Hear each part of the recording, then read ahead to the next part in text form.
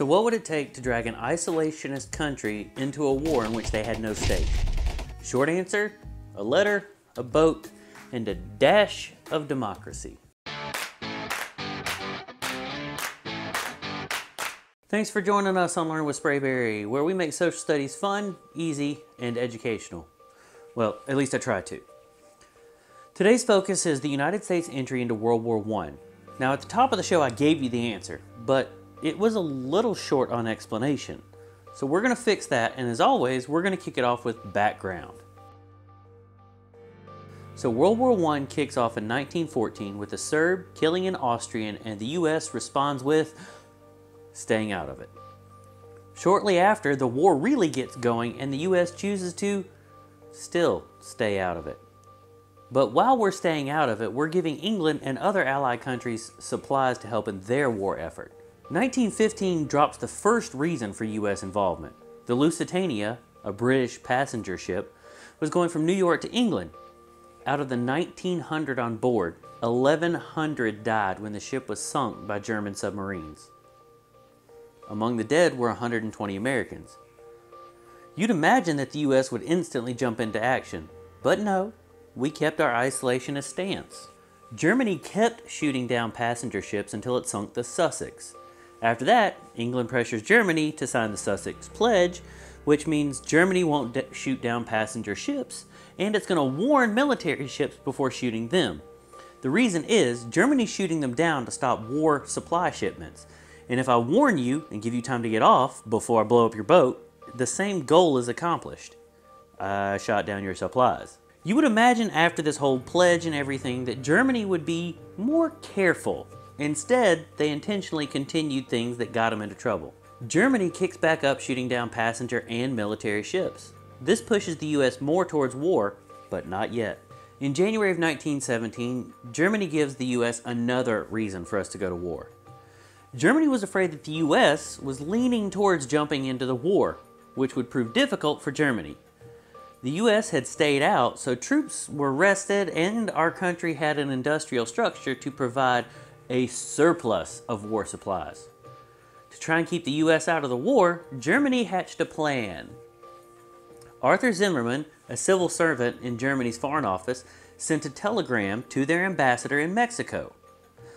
This telegram authorized him to make a deal with Mexico, and the deal stated that if Mexico attacked the US and kept us occupied, Germany would help Mexico reacquire the land lost during the Mexican-American War.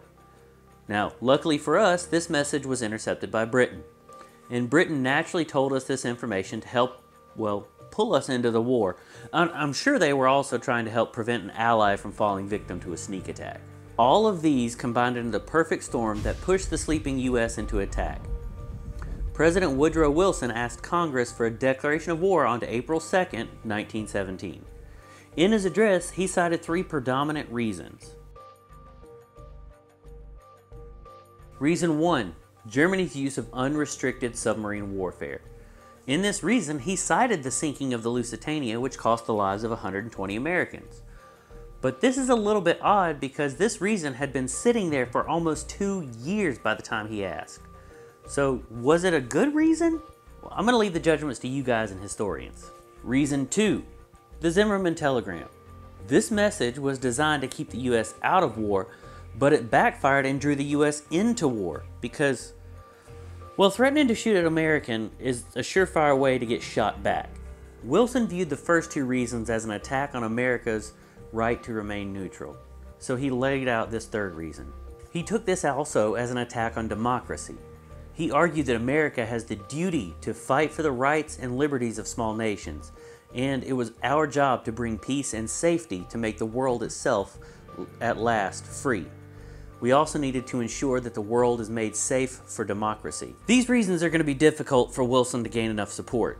He ran for re-election in 1916 under the slogan, "He kept us out of war." It's going to be hard to convince Americans that the war, which we were so desperate to stay out of a year ago, is now necessary for our involvement.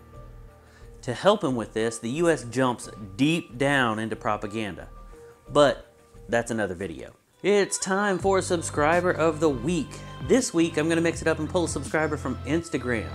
I'd like to thank VW.Jr2005 for following me on Instagram. If you want to be featured as Subscriber of the Week, then you need to be subscribed. You can follow me on Instagram, YouTube, and Twitter. Look around somewhere on the screen. You'll probably find the link for it. Bouncing on over to our question of the day. Do you think that Wilson's reasons really stack up well enough to declare war? I mean, he did pull a reason that was almost 2 years old. Let me know what you think down in the comments below. Thanks for watching Learning with Sprayberry, where we make social studies fun, easy, and educational. I'll catch you in the next video.